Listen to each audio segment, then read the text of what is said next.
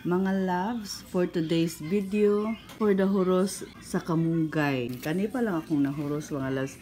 Actually, kani 7 na ni kapalwa. Pero, paskang dakuha man nga palwa mo nang daghan kayo siya mga loves. Pastilan. Putdon ako niya og huros parang. Uban, itago sa fridge. Ganun. Pwede na ako maghuros sunod. Daghan kayo. Yan. Magkita tayo ng isda mga loves. Para meron tayong pang pair doon sa sinabawan na kamunggay or malunggay. Ito, nagpainit lang ako ng tubig. Yan, para sa sinabawang malunggay natin. Very healthy ang ating ulam for today's video mga love. And this is our sahog for our malunggay soup. Yan, very healthy. Very easy cooking lang mga love.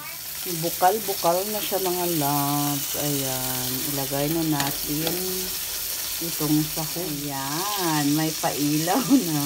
Hintayin lang natin na mag-boil siya ng very light. Mga loves, tinimplahan ko na yan ng salt, pepper, and ajinomoto.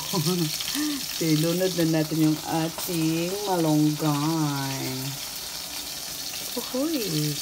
Yan. So, ayan, okay na yung malunggay soup natin mga loves. Diba? Kain na tayo.